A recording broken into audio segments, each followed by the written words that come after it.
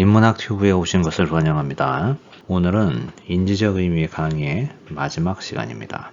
언어에는 우리 인간의 감정과 정서를 전달하는 정서적 의미, emotive meaning이 있고요. 그리고 정보와 지식을 전달하는 인지적 의미, cognitive meaning이라는 것이 있습니다. 이 중에서 논리학의 관심사는 인지적 의미였습니다. 그런데 이 인지적 의미를 분석을 해보면 내포 함축, 그리고 지시 현장의 의미가 있다. 이렇게 나눌 수 있다고 했습니다. 그리고 앞 시간에 여러 번에 나누어서 이 내포와 지시의 의미에 대해서 공부를 했는데요. 제가 대부분의 철학자들은 내포의 의미가 진정한 의미이다. 이렇게 생각한다는 것을 강조를 했습니다. 그럼 오늘 이 강의에서는 이 내포의 의미가 어떻게 만들어져야 하는지에 대해서 말해보려고 합니다. 일반적 용법에 근거를 해서 만들어야 한다. 이겁니다. 이게 무슨 말인지를 설명을 해보겠습니다. 예를 들어서 고양이라는 용어가 있습니다. 이 고양이라는 용어가 내포하는 의미는 고양이만이 가지고 있는 다른 동물들과 구별이 되는 속성 또는 특성입니다. 털이 뽀송뽀송하고 야옹하고 일자로 걷고 귀엽게 움직이는 동물,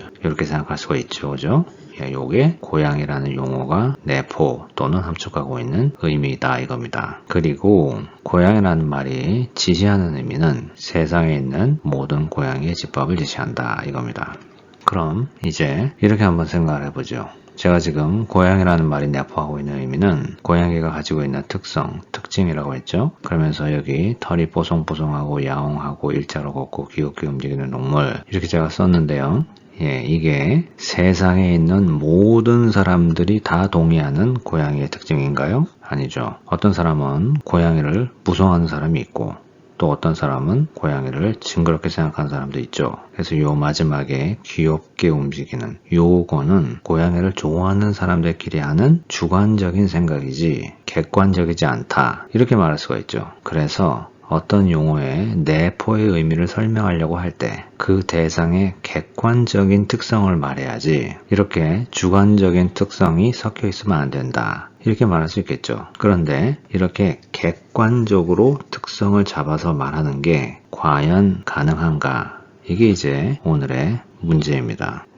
객관적이라고 하면 어떤 대상에 대한 세상에 있는 모든 사람들이 동의하는 특성, 이게 바로 객관적이잖아요. 근데 과연 이게 가능할까요? 고양이를 무서워하는 사람, 징그럽게 생각하는 사람, 귀엽게 생각하는 사람, 이렇게 다 사람마다 고양이에 대한 생각이 다른데 어떻게 객관적인 내포의 의미를 찾을 수 있냐? 그러면 요 리스트에서만 보면 그냥 요거를 빼자.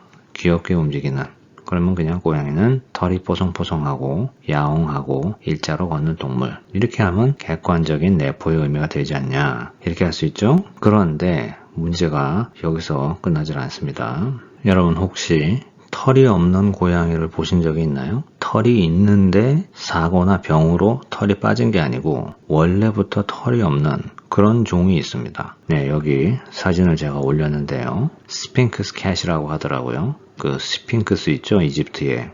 그 스핑크스 고양이. 이 종류는 원래 태어날 때부터 이렇다고 그럽니다. 그럼 털이 없는 고양이가 있기 때문에 고양이라는 용어가 내포하는 의미를 객관적으로 찾으려면 털 얘기도 빼야겠죠? 그럼 어떻게 되죠? 고양이가 일자로 걷고 야옹하는 동물, 이렇게 되겠죠. 그럼 미국 사람들이 이렇게 묻겠죠. 나는 고양이가 야옹 안 하는 것 같은데 미야우 하던데.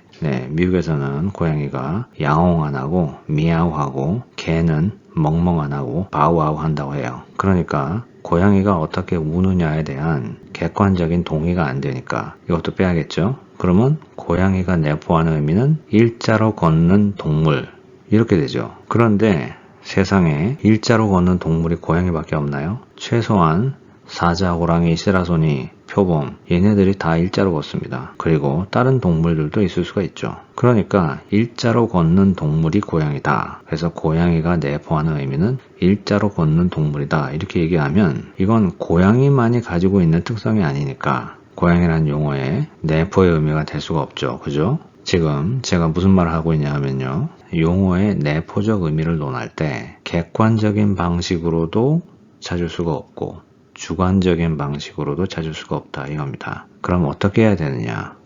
영어로 conventional이라는 말을 씁니다. conventional. 그래가지고 한국어로 하면 일반적인 이렇게 말할 수가 있습니다. 그래서 conventional usage 이렇게 되면 일반적인 용법 이렇게 됩니다. 그래서 객관적인 objective, 주관적인 subjective 이것도 아니고 conventional한 일반적인 용법으로 용어의 내포적 의미를 찾아야 된다 이겁니다. conventional 한국어 사전에서 찾으면 관습, 관례, 인습 이렇게 나오는데요. 여기서는 conventional 일반적이라는 의미로 번역을 해야 올바른 번역이 되는 것 같습니다. 일반적으로 보통 사람이 쓰는 그런 방식이라는 겁니다. 혼자 생각하거나 몇 사람만 동의하는 주관적인 것도 아니고 모든 사람이 동의해야 되는 객관적인 것도 아닌 일반적으로 사람들이 쓰는 즉 대다수의 사람들이 동의하는 거다 이겁니다. 이렇게 해서 만들어진 내포적인 의미를 conventional intention 이렇게 쓰기도 하고요. conventional intention, conventional intentional meaning 이렇게 얘기하기도 합니다. 그러니까 일반적 내포 또는 일반적 내포의 의미 이렇게 한다는 겁니다. 그럼 이런 질문이 생기죠. 얼마나 많은 수가 동의를 해야 대다수고 일반적이 되냐? 네, 그건 아무도 모르죠. 우리의 일반적인 느낌을 그냥 말하는 겁니다. 그런데 이 느낌이 한가 지나가는 그런 느낌도 아니고 우리가 일반 대중으로서 서로 공유하는 그런 느낌을 말합니다. 그러니까 집에서도 회사에서도 학교에서도 뉴스에서도 그렇게 쓰고 그런 일반적으로 공유하고 있는 의미를 말합니다. 그럼 고양이 예로 돌아가서요. 물론 털없는 고양이가 있죠. 그런데 주변에서 이런 고양이를 실제로 본 사람이 몇 명이 되나요? 그리고 수많은 고양이 중에서 이 털없는 스핑크스 캣이 몇 마리가 있죠? 이 종이 캐나다에서 브리딩이 됐다고 하더라고요. 캐나다에서 품종 개량이 됐다고 이렇게 말합니다. 그러니까 사람이 만든 거죠. 그래서 캐나다에는 상대적으로 가장 많이 있겠고 캐나다와 가까운 미국에 좀 있고 잘 사는 나라들에 조금 있겠죠. 사람들이 비싸게 돈을 주고 집에서 키우려고 이렇게 사가는 사람들이 있겠죠. 하지만 세상에 존재하는 고양이 전체 수로 보면 거의 없겠죠.